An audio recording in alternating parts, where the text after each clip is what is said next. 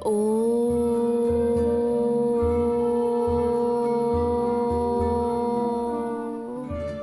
नमस्कार दोस्तों, स्वागत है आपका कथा सागर में। और मैं आप लोगों को श्रीमद् भागवत महापुराण के हिंदी रूपांतरण यानी कि सुख सागर की कथाएं सुनाती हूँ। आज मैं आप लोगों को सुनाने जा रही हूँ सुख सागर के चतुर्थ स्कंद का 15वां अध्याय।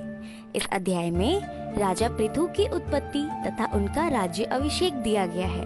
कथा शुरू करने से पहले आप सब कोई भगवान की चरणों में सिर झुकाकर उनसे आशीर्वाद लेकर उनमें अपने मन को लगाकर ध्यान लगाकर मेरे साथ एक बार प्रेम से बोले, ओम नमो भगवते वासुदेवाय नमः। अब कथा को एकाग्रचित भाव से सुने।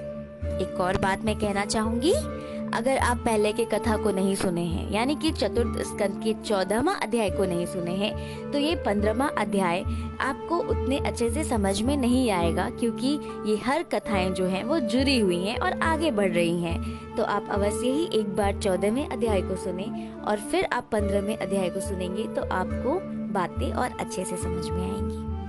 अब मैं कथा को शुरू करती हूँ, तो आप लोग एकाग्रचित मन से इस कथा को सुने। मैत्रेय जी बोले, हे विदुर, इसके पश्चात उन ब्राह्मण ऋषियों ने फिर राजा बेन की भुजाओं का मंथन किया, जिससे एक पुत्र तथा एक कन्या उत्पन्न हुई। पुत्र में भगवान विष्णु का और कन्या में लक्ष्मी का अंश था। पुत्र का नाम पृथु और कन्या का नाम अर्ची पड़ा।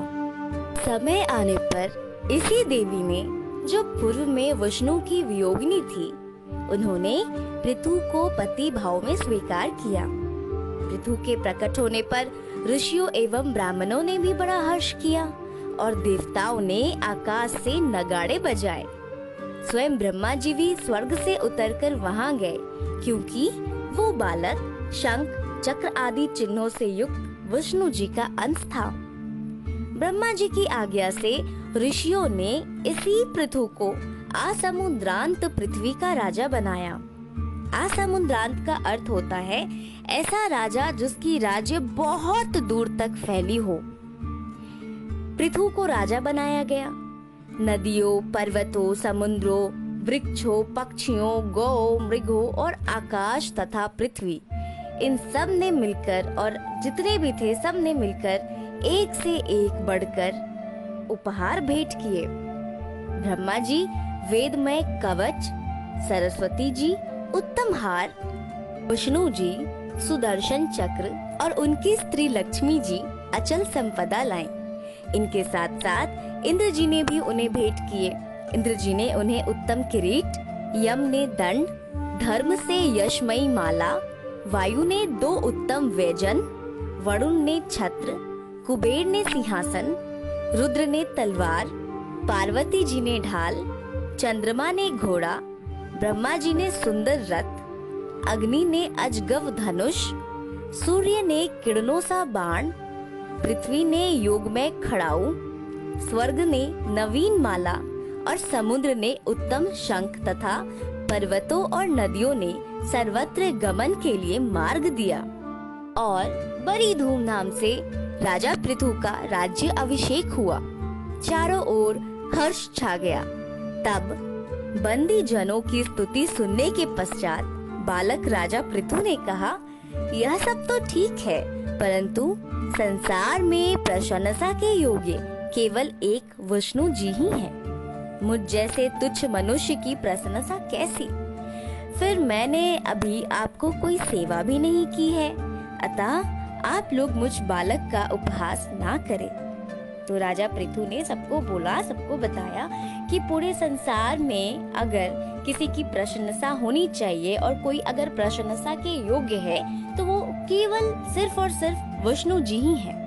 आप मुझ जैसे तुच्छ मनुष्य की प्रशंसा क्यों कर रहे हैं? और मेरी जो प्रशंसा कर भी रहे हैं वो कैसी प्रशंसा है? फिर अभी तो मैंने आपकी कोई सेवा भी नहीं की है। तो बालक जो है राजा पृथु, वो ये सारी बातें बतलाते हैं और वो कहते हैं कि आप लोग मुझ जैसे बालक का उपहास ना करें, मेरी कोई प्रशंसा ना करें। किस बात की मेरी प्रशंसा कर रहे हैं? प्रशंसा करना है तो जो प्रशंसा के योग्य है यानी कि विष्णु जी, सिर्फ उन्हीं की प्रशंसा करें।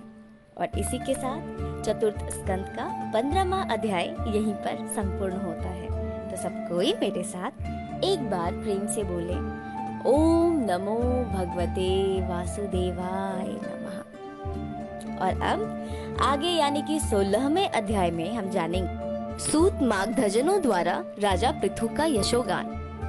और अब मैं आपसे एक छोटी सी बात कहना चाहती हूँ, एक छोटी सी विनती करती हूँ कि अच्छी अच्छी बातों को खुद तक सीमित करके रोक कर मत रखिए। इसको जितना ज्यादा से ज्यादा हो सके उतना शेयर कीजिए, लोगों तक पहुँचाइए।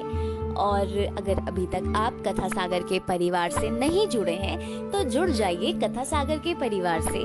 कर दीजिए चैनल को सब्सक्राइब, हिट कर दीजिए बेल आइकन। एक और बात, अगर आपको मेरी सुनाई हुई कथा अच्छी लगती है तो आप लाइक करके मुझे ये बात बता सकते हैं, या फिर अगर आपको कुछ चीजें पूछनी है तो आप कमेंट सेक्शन में अवश्य मेरे से कोई भी सवाल, कोई भी प्रश्न आप पूछ सकते हैं।